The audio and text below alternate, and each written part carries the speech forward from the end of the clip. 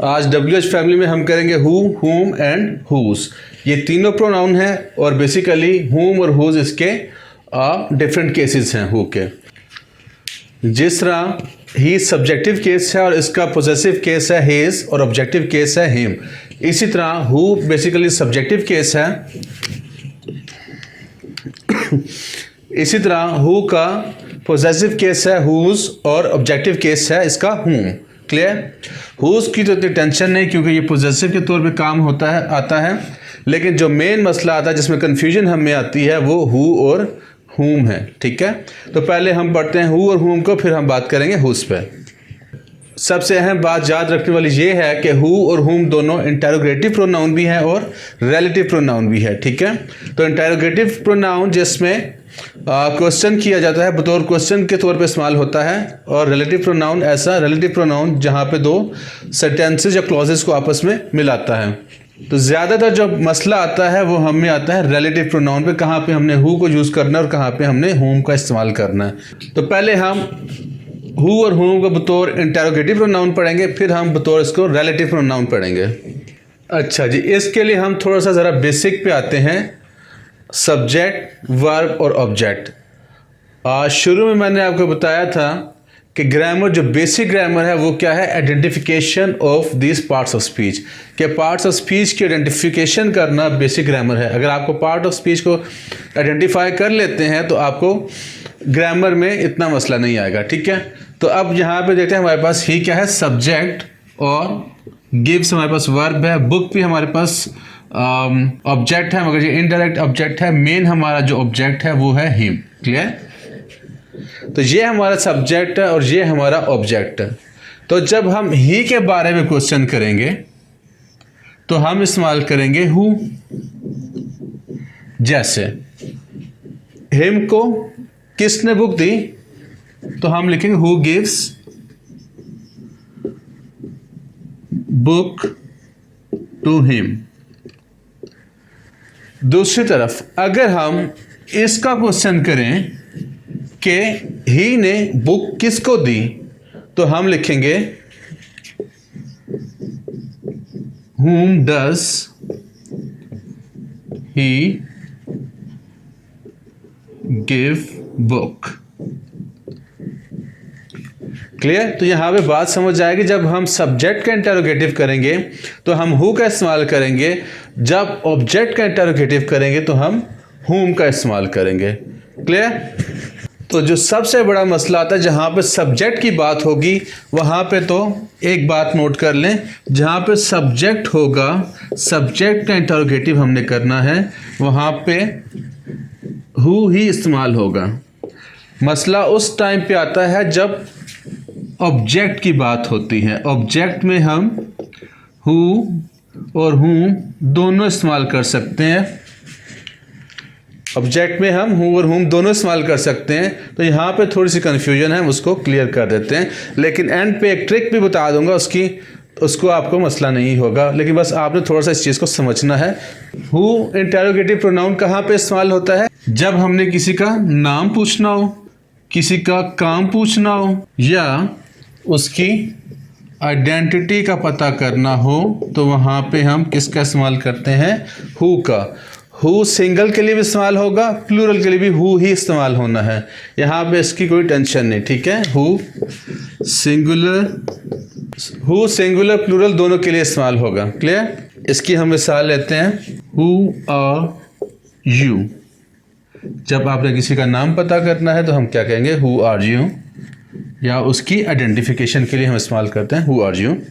Who is the man in black. किसी की identification find करनी हो तब भी हम हु का इस्तेमाल करेंगे। क्लियर? तो ये था हु का इस्तेमाल इंटेरोगेटिव प्रोनाउन में।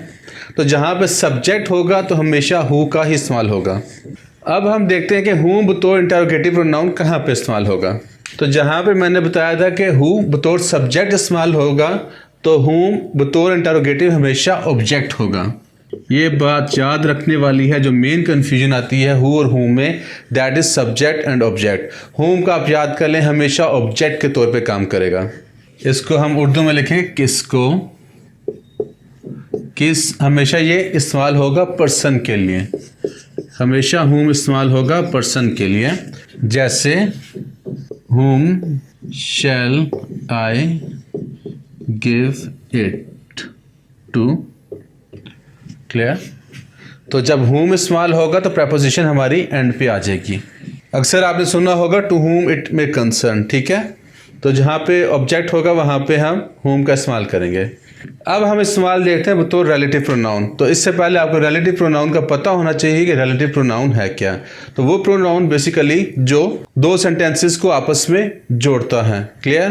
तो जो मैंने WH फैमिली की एक वीडियो बनाई थी उसमें आप देख सकते हैं कि रिलेटिव प्रोनाउन और इंटरोगेटिव प्रोनाउन में क्या फ़र्क है। तो आपको इसमें समझ आ जाएगी। बेसिकली मैं यहाँ पे बता दूंगा कि जो दो सेंटेंसेस का आपस में जोड़ बनाती है उसको हम कहते हैं रिलेटिव प्रोनाउन। जैसे ही इज़ द मैन, तो ये एक सेंटेंस है, एक सेंटेंस ये है। तो ये जो हु है बतौर रिलेटिव प्रोनाउन काम कर रहा है, दो सेंटेंसेस को आपस में मिला रहा है, इनका ताल्लुक बना रहा है। अच्छा जी, मसला अब पैदा होता है, ऐसा रिलेटिव प्रोनाउन हु सब्जेक्ट के तौर पे भी काम करेगा और ऑब्जेक्ट के तौर पे भी काम करेगा, ठीक है। तो जहाँ पे सब्जेक्ट की बात आती है तो वहाँ पे कोई टेंशन की बात है, जहाँ पे ऑब्जेक्ट की बात आती है वहाँ पे हम देखते हैं कि हु और हुम का मसला पैदा होगा। वो हम आगे चल के देखते हैं।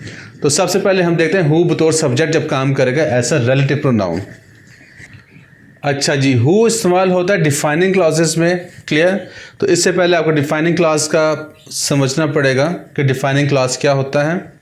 तो बेसिकली डिफाइनिंग क्लॉज वो क्लॉज होता है जो अपने से पहले वाले पर्सन को डिफाइन करता है। जैसे यहाँ पे ये क्लॉज है डिफाइनिंग क्लॉज, तो ये जो हु है बेसिकली इस पर्सन या इस नाउन को डिफाइन कर रहा है, तो ये क्या कहलाएगा, डिफाइनिंग क्लॉज, क्लियर। तो ऐसा relative pronoun who defining clause में इस्तेमाल होता है जिससे वो अपने पहले वाले नाउन को एक्सप्लेन करता है, क्लियर। अच्छा, इनके अलावा हु बतौर relative pronoun non defining clause में भी इस्तेमाल होता है। अब यहाँ मसला आता है कि नॉन डिफाइनिंग क्लॉजेस कौन से होते हैं। ऐसे क्लॉजेस जिसमें जो रिलेटिव प्रोनाउन है हु, ये इसको एक्सप्लेन तो नहीं करता, डिफाइन तो नहीं कर रहा, बट इसके बारे में एडिशनल इंफॉर्मेशन दे रहा है या इसको रेफर कर रहा है, क्लियर। तो नॉन डिफाइनिंग क्लॉजेस में इस्तेमाल होता है जहाँ पे ये उस पर्सन के बारे में मज़ीद इंफॉर्मेशन प्रोवाइड करता है। जैसे my assistant who is busy now will take your details. तो यहाँ पे जो हु है इसको डिफाइन तो नहीं कर रहा, बट इसके बारे में जस्ट रेफर कर रहा है, जस्ट जनरल इंफॉर्मेशन दे रहा है इसकी, क्लियर। अच्छा जी, मसला अब आता है जहाँ पे हु और हुम ऐसा रिलेटिव प्रोनाउन काम कर रहे हैं और ऐसा ऑब्जेक्ट काम कर रहे हैं। जहाँ तक बात सब्जेक्ट की आ रही थी तो हु इस्तेमाल हो रहा है, जहाँ पे दोनों ऑब्जेक्ट के तौर पे काम करेंगे वहाँ पे मसला आता है। देखते हैं हम इसको क्या करते हैं इसका। अच्छा, तो सबसे पहले यहाँ पे हम देते हैं डिफाइनिंग क्लॉज। डिफाइनिंग क्लॉज और नॉन डिफाइनिंग क्लॉज इसमें बहुत अहमियत का हामिल है। अच्छा, जहाँ पे डिफाइनिंग क्लॉज होगा वहाँ पे सम टाइम हम whom भी इस्तेमाल कर सकते हैं, हु भी इस्तेमाल कर सकते हैं और दैट का भी हम इस्तेमाल कर सकते हैं। तो अक्सर आपको कन्फ्यूजन होती है, यहाँ पे whom लगे, हु लगे, दैट लगे, तो आपने देखना है क्या वो डिफाइनिंग क्लॉज है। अगर डिफाइनिंग क्लॉज है तो आप इन तीनों में से कोई भी लगा सकते हैं, क्लियर। जैसे the family whom, who, that, हम यहाँ पे इन तीनों का इस्तेमाल कर सकते हैं। We met at the restaurant phone today, ठीक है। तो जिस फैमिली की हमारी मुलाकात हुई थी रेस्टोरेंट पे, उन्होंने आज कॉल की। तो बेसिकली ये जो सेंटेंस है बज़ाते खुद ही इस फैमिली को एक्सप्लेन कर रहा है। तो यहाँ पे हम whom, हु, दैट लगा सकते हैं और नहीं भी लगा सकते। जैसे the family we met at restaurant phone today, तो यहाँ पे ऐसी सिचुएशन में हम whom, हु, दैट और नहीं भी लगा सकते। जहाँ पे डिफाइनिंग क्लॉज होगा वहाँ पे 1, 2, 3 और हम इसको ओमिट भी कर सकते हैं, क्लियर। अब बात आती है हमारे पास नॉन डिफाइनिंग क्लॉज की।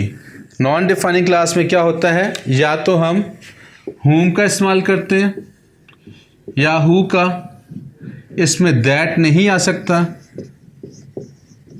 ना ही हम इसको ओमिट कर सकते हैं। यहाँ पे हमने हु या whom का लाजमी इस्तेमाल करना है नॉन डिफाइनिंग क्लॉज में। जैसे यहाँ पे है नॉन डिफाइनिंग है the student whom we all admire, तो यहाँ पे इसके बारे में, स्टूडेंट के बारे में जस्ट इंफॉर्मेशन दी जा रही है, इसको डिफाइन नहीं किया जा रहा।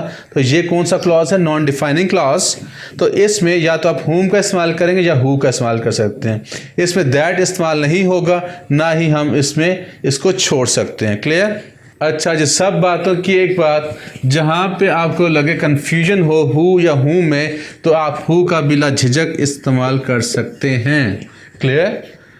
लेकिन जहाँ पे प्रेपोजिशन आ जाएगी वहाँ पे सिर्फ हमने whom का इस्तेमाल करना है, by whom,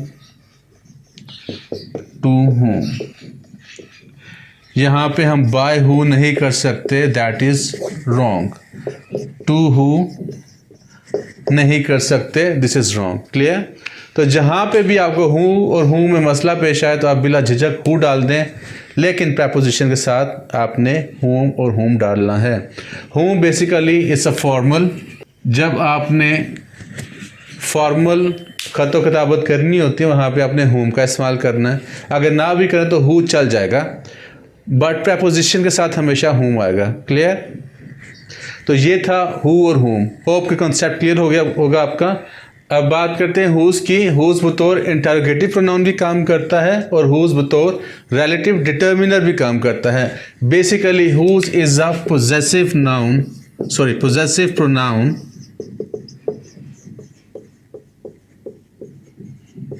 तो अब हम देखते हैं बतौर इंटरोगेटिव प्रोनाउन कैसे काम करता है, बतौर रिलेटिव डिटर्मिनर कैसे काम करता है। इसको हम उर्दू में लिखते हैं किस का, किस की। तो बेसिकली ये शो कर रहा है कि पोजेशन, किसी चीज़ के बारे में बात करें, किसी की पोजेशन के बारे में। जैसे whose पेन इज दिस, ये किसका पेन है, तो यहाँ पे हम इस्तेमाल करेंगे whose। जैसे दिस इज माई पेन, तो ये क्या है? पोजेसिव प्रोनाउन है। तो जब हम इसका इंटरोगेटिव करेंगे कि ये पेन किसका है, तो ये माई कन्वर्ट हो जाएगा whose में। क्लियर? तो ये था इसका इस्तेमाल बतौर प्रोनाउन।